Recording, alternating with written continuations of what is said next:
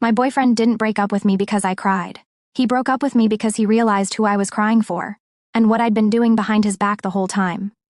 My name is Aaliyah, I'm 28, and this is the story of how I ruined the safest love I ever had because I couldn't let my past stay buried, and how, after my ex died in a car crash, I didn't just grieve. I got exposed. Not online, not with some dramatic post. In our living room, under the blue light of my phone, with my boyfriend watching me fall apart, and then watching the truth crawl out of me like something ugly. I'm not telling you this for sympathy. I'm telling you because guilt isn't just a feeling. Sometimes it's a whole new life, one you didn't ask for. It all started with a man I should have blocked years ago. Malik and I met in a normal way, the kind of normal people always brag about. I was leaving my job downtown, tired feet, cheap perfume, hair tied up messy, when it started raining hard, like the sky was mad. I didn't have an umbrella. I was doing that little awkward half-run, half-hunch thing, when this car rolled up slow beside me. I thought, great, here we go. But the window came down and a man leaned over with one hand on the steering wheel, the other holding out a folded umbrella like he'd rehearsed it. Take it, he said. You look like you're drowning. I stared at him, suspicious. He smiled like he wasn't trying to sell me anything, not even himself. I'm Malik, he added. No strings, I just don't like seeing people soaked. Something about his voice felt calm, not smooth, not corny, just steady. I took the umbrella like it might burn me. Thank you, I said, and my voice sounded smaller than I wanted. He nodded like it was nothing and drove off, and that should have been the end. But the next day, he was standing outside my building with coffee. Same calm face, same steady energy, like the universe had assigned him to me. I forgot to ask your name, he said. I laughed, a real laugh, because who does that? Aaliyah. Aaliyah, he repeated like he was testing how it tasted. We started talking, and it wasn't fireworks. It was warmth. It was easy. He didn't love bomb me. He didn't chase me with desperate energy. He didn't try to make me prove anything. He was the kind of man who asked, "Did you eat today?" and actually waited for the answer. The kind of man who noticed when my hands shook a little when I was stressed. The kind of man who didn't make love feel like a competition. And after the kind of relationships I'd had before, that steadiness felt like safety. I moved into his place after 8 months, not because we rushed, because it felt natural. His apartment smelled like scented candle from the Bath and Body Works. He kept his shoes lined up. No dirty clothing in the dirty basket. He folded his towels like in a hotel. He would come up behind me while I cooked and rest his chin on my shoulder, breathing slow.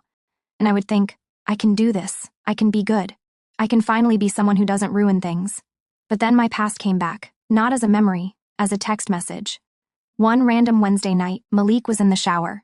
The bathroom fan was humming, the mirror was fogging, and my phone, face down on the counter, buzzed once. Then again. I flipped it over and saw a name I hadn't seen in almost 2 years. Jalen, my ex-boyfriend. My stomach did this ugly twist like my body recognized him before my brain did. I stared at the screen like it was a trap. Then I read the message. I saw you today. You still do that thing with your hair when you're nervous. I inhale. I hadn't told anyone what happened today. I hadn't posted anything. I hadn't said anything. So that meant he really had seen me. The second message came in before I could even decide how to feel. You don't have to reply. I just needed to know you're good. I should have blocked him right then, I know that. But here's the part nobody wants to admit out loud. Sometimes you don't miss the person. You miss who you were when they wanted you. Jalen and I were messy, loud, passionate in the way that feels like love when you don't know better. He used to pick fights just to make up. He used to disappear for hours and come back with excuses and kisses and that look that made me forget I deserved better. We broke up because I couldn't take the emotional whiplash anymore. I left him crying in a parking lot one night, shaking, telling him I couldn't keep doing this. And for a while I felt proud. Then Malik happened, and my life got quiet. Quiet is beautiful. Until you're someone who mistakes peace for boredom. So when Jalen texted me, it didn't feel like a threat. It felt like a spark, and sparks are dangerous when you're standing next to something steady. I didn't reply that night. I stared at the messages until the screen dimmed and went black. Then I put my phone face down and walked into the bedroom like I hadn't just opened a door I promised myself I'd keep closed. The next day, I told myself I would ignore it. I went to work, did my job, smiled at coworkers, drank my iced coffee too fast. And then, on my lunch break, my phone buzzed again. I'm not trying to ruin your life, I miss you. My fingers hovered over the keyboard like they didn't belong to me. I typed, you shouldn't be texting me. Then I deleted it. I typed, I have a boyfriend. Deleted. I typed stop. Deleted. And then the message I actually sent was the weakest one of all. How did you get my number? The second I hit send, my chest tightened. Because I knew what that meant. That meant the conversation was open.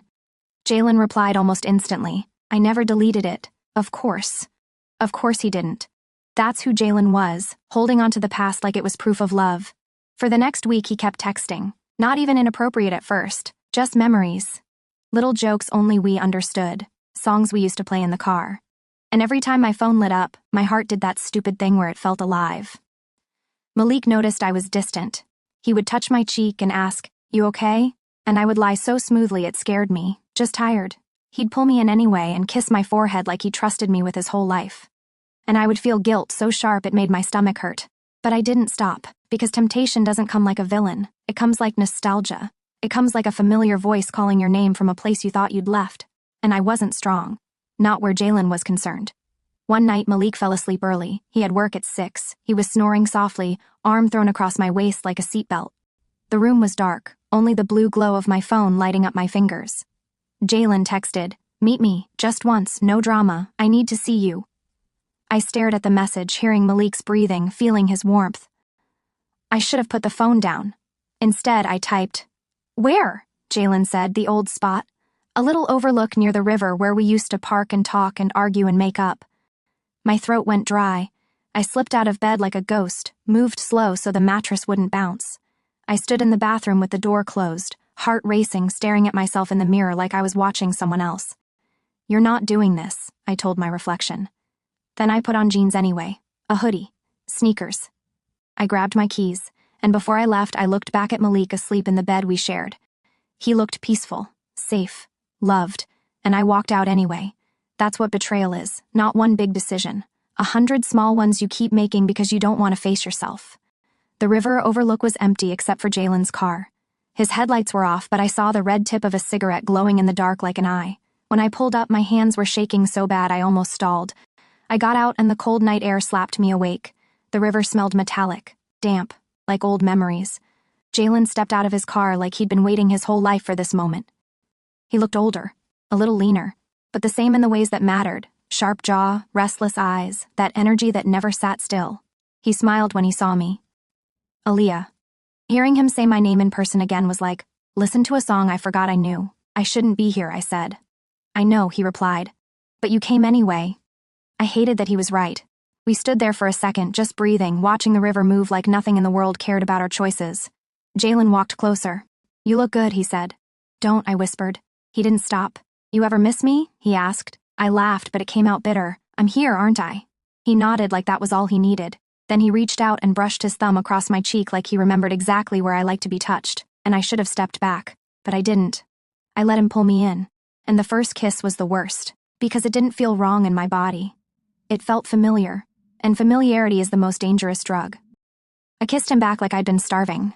We stumbled toward his car. Our breath fogged in the windows. The windows fogged fast.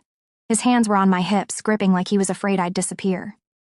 My phone buzzed inside my pocket, and for 1 second, reality tried to break through. But I didn't check it. I didn't want the truth. I wanted the lie. Afterward, when I sat in my car staring at the steering wheel, my hands still trembling, my lips swollen, I felt the guilt hit me like a delayed punch. I drove home with the heater blasting, trying to burn the evidence off my skin. When I crawled back into bed, Malik stirred. He mumbled, half asleep, "Where'd you go?" My heart jumped into my throat. "I couldn't sleep," I whispered. "Went for a walk." He pulled me closer without opening his eyes, pressed a sleepy kiss onto my shoulder. "Come here," he murmured. "I got you." And I laid there in his arms, staring into the dark, feeling like a monster wearing a human face. That was the first time. It wasn't the last. Because once you cross that line, the fear of crossing it disappears, and all that's left is appetite. Jalen became my secret rhythm, texting while Malik cooked dinner, calling when Malik went to the gym, meeting for coffee that turned into parking lot kisses. I started lying with a calmness that scared me. I started planning. That's when I knew I was really gone. There was this one day, rainy, gray, the kind of day that makes everything look like a sad movie, where Malik surprised me at work with lunch. He stood outside the building holding 2 paper bags, smiling like he was proud to take care of me. I stepped outside and the rain hit my face cold. Malik kissed my forehead anyway. "I know you've been stressed," he said. "Thought I'd make your day easier." I looked at him and felt my throat tighten, because he loved me in a way I didn't deserve. And 5 minutes later, when he left, my phone buzzed.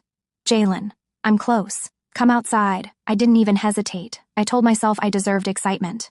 I told myself Malik would never know. I told myself everything people tell themselves right before they lose everything. I walked around the corner, under the awning, where Jalen's car was parked. He leaned over and kissed me hard like he owned me, and in the reflection of his window I saw my own face. Not romantic, not cute, just selfish, just greedy. But I kept going. Because the truth is, I wasn't only cheating on Malik, I was cheating on the version of myself that wanted to be better. Then the crash happened. And the day it happened still plays in my head like a scene I can't pause. It was a Friday night. Malik was at work late, overtime. I was home alone, pacing, restless, phone in hand. Jalen had texted earlier. Come see me tonight. I need you. I told him I couldn't. I told him Malik would be home soon. Jalen replied, I don't care about him. I care about you. My stomach tightened. I typed, stop saying that, then deleted it. I typed, fine, 1 hour, sent. I got dressed fast, not cute, just quick, like it was an errand. The sky outside was black and swollen with rain. The street lights looked blurred through the water on the windows. I grabbed my keys, and then my phone rang. Unknown number. I almost ignored it. But something made me answer. Hello? There was a pause, then a voice that sounded like it was holding back panic. Is this Aaliyah? Yes. Who is this? This is Officer Daniels. I'm calling regarding... He paused, and the world went quiet around me, like the air pulled away. Regarding Jalen Carter. My heart dropped. What about him? I asked, and my voice sounded far away. There's been an accident, he said. The rain outside seemed louder suddenly, like the sky was listening, too. Is he... I couldn't finish. We found your number listed as an emergency contact. My knees went weak. Malik was my boyfriend, but Jalen had me listed as his emergency contact. Ma'am, the officer continued gently, I'm sorry, he didn't make it. I stared at the wall as if staring hard enough could change what he said. I heard myself make a sound, half gasp, half sob.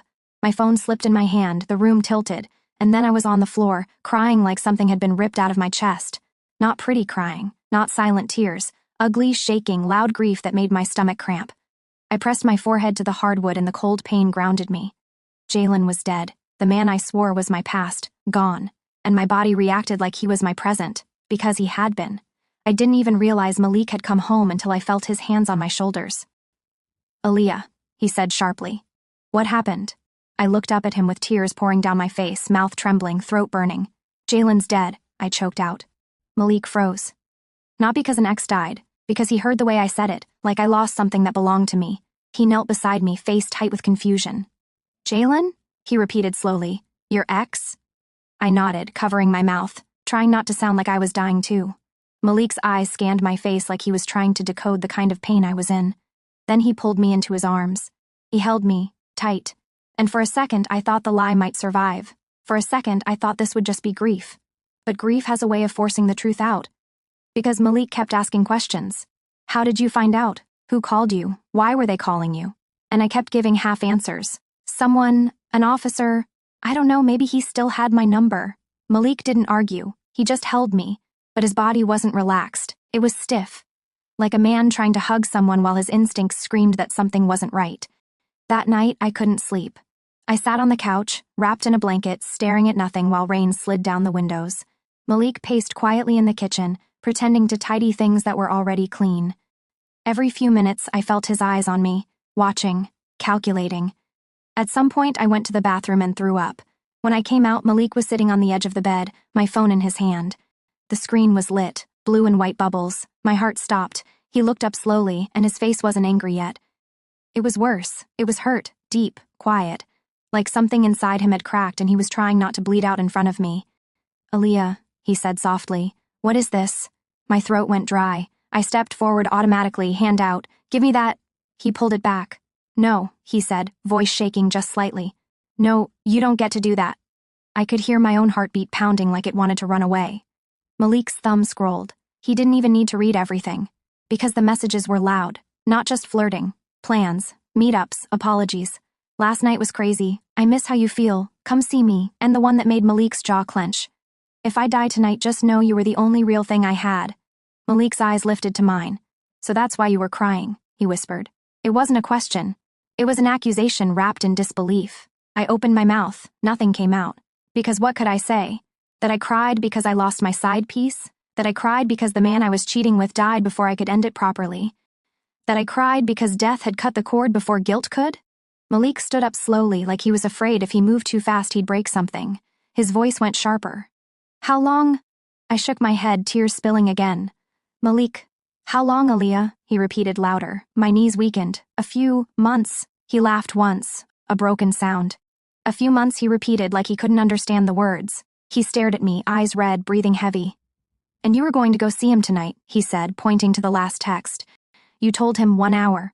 I covered my mouth, I couldn't deny it. Malik's chest rose and fell fast. He walked past me toward the closet, pulling out a duffel bag. What are you doing? I cried. He didn't answer.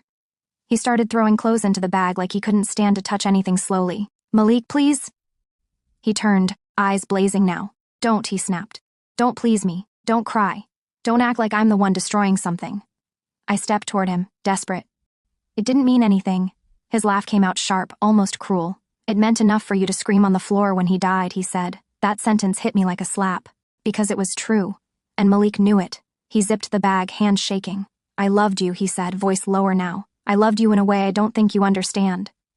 He walked to the door. I chased him, bare feet sliding on the floor. Malik, please don't leave me like this. He paused with his hand on the knob. He didn't look back. You left me first, he said. And then the door clicked, and the silence after was so loud I could hear my own breathing like I was trapped inside it. That's when my life turned into that Chinese drama type of chaos, where the world keeps moving but you feel like you got left behind in a different timeline. I called Malik 10 times, straight to voicemail. I texted, no response. I drove to his job like a crazy person, sitting in my car across the street while rain beat on the windshield. My hands were on the steering wheel so tight my knuckles hurt. I watched employees come out laughing, umbrellas up.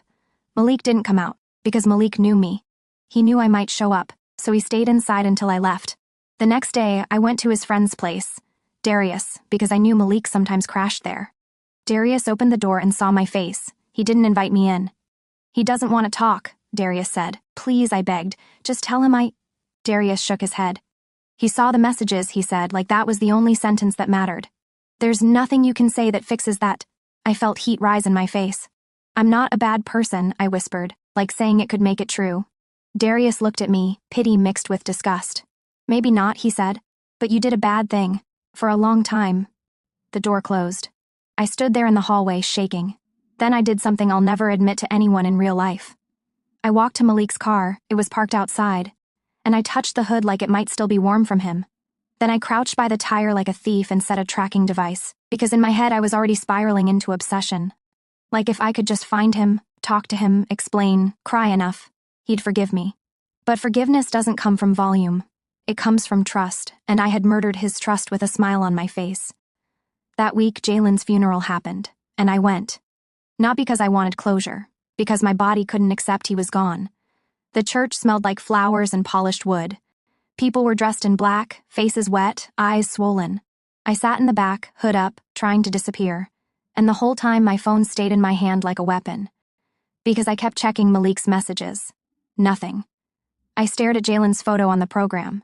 His smile looked wrong on paper, like he didn't know what was coming. I cried until my head ached, and then I looked up and saw Malik standing in the doorway of the church. My whole body froze. He wasn't there to mourn Jalen. He was there to see me, to see if I'd really come. His eyes met mine, cold and tired. He didn't look jealous, he looked done. I stood up fast, almost tripping over the pew. Malik, I whispered, rushing toward him. He stepped back automatically like my touch would contaminate him. Why are you here? I asked, voice cracking. He glanced toward the casket, then back at me. You came, he said, more to himself than to me. He died, I stammered. Malik's jaw tightened. You risked our relationship, for him, he said quietly. And then you cried like I wasn't even in the room. Tears blurred my vision. I loved you, I said. I do love you. Malik's eyes softened for half a second, then hardened again. Love doesn't look like this, he said. I reached for his arm. He pulled away. The motion felt like a door slamming. Please just talk to me, I begged. He leaned closer, voice low and sharp so nobody else could hear. You want to know what hurts the most? He whispered. It's not even that you cheated. My breath caught. It's that you lied to my face every day. You came home and let me hold you. You let me plan a future with someone who was still living in the past. He stepped back. I'll make it official. Do not follow me, he said, eyes steady now. Don't call or text or showing up at my job. I'm serious. And then he walked out of the church. And I stood there shaking, surrounded by grief that wasn't even mine to claim cleanly. Because I wasn't just mourning Jalen. I was mourning the life Malik was taking away from me. The life we built. After that, I got worse. I didn't eat, didn't sleep, didn't go to work. I stayed in Malik's apartment because it still smelled like him. Like soap and cologne and warmth. I wore his hoodie like it could trick the universe into bringing him back. I called from private numbers. Blocked. I emailed him. No response. I made a fake Instagram account just to watch his stories. He posted less, but when he did, I stared at every pixel like it held a secret message. I drove past his job at the same time every day. I told myself it wasn't stalking. I told myself it was love. But love doesn't hide in parking lots. Love doesn't shake in a car watching doors. Love doesn't become a shadow. One night I saw him. He walked out with a woman, not holding hands, not kissing, just walking side by side. But my brain didn't care about facts. My brain cared about pain. I got out of the car without thinking, rain hitting my face cold, hair sticking to my cheeks. Malik! I screamed. He turned. His face tightened immediately. The woman looked confused. I ran toward him, slipping on wet pavement. Please, I begged, grabbing his sleeve. He pulled away fast. Aaliyah, stop, he said, voice firm. The woman stepped back like she didn't want to be part of this. Who is she? I snapped, tears mixing with rain. Malik's eyes flashed with something, anger maybe or exhaustion. That's my cousin, he said, disgusted. And this right here is exactly why I said stop.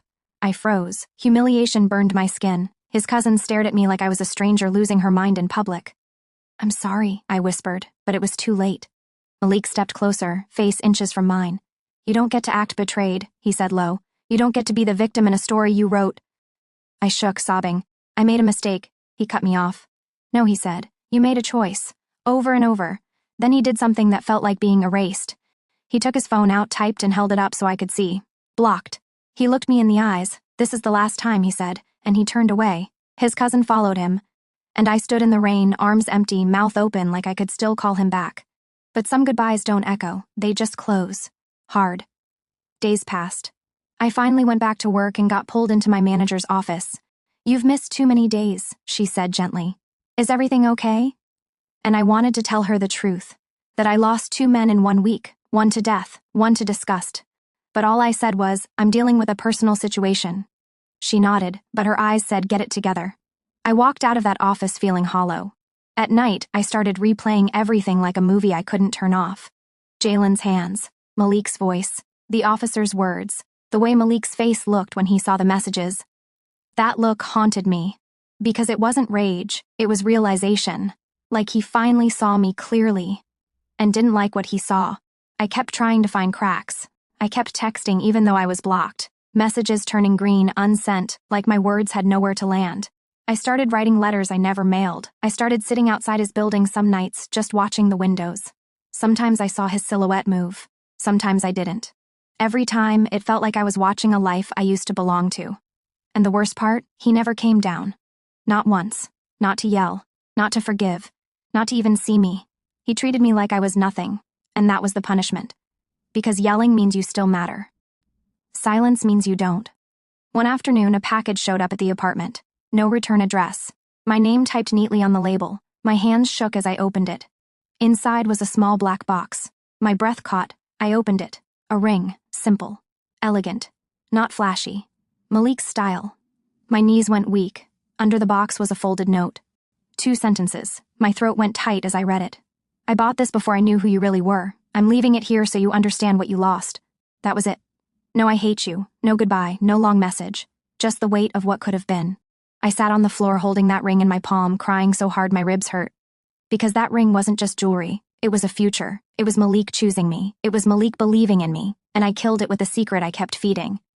That was the moment reality kicks in. Not that he left, not that he blocked me, but that he had planned to stay, until I gave him a reason not to. I looked around the apartment, our apartment, and everything suddenly felt like a museum of my own stupidity. His mug, our photos, the blanket we used on the couch, all of it was proof that I was loved, and still chose to betray. And in that moment, the lesson wasn't some poetic reflection. It was simple. It was brutal. It was action with consequences. You don't get to cry and call it love after you've been living in a lie. Because grief doesn't make you innocent. And being sorry doesn't rewind time. Jalen was gone, Malik was gone, and I was left with my own choices echoing in a quiet room, with rain tapping the windows like a slow clap. So if you're listening and you think you can keep 2 lives in your hands without dropping one, just know this. Eventually, something will fall. A phone will light up. A message will get seen. A death will expose what lies were hiding. And the person who loved you steady, the person who gave you peace, will walk out without screaming. Because sometimes the coldest revenge isn't cheating back. It's leaving you with the truth and letting you live in it.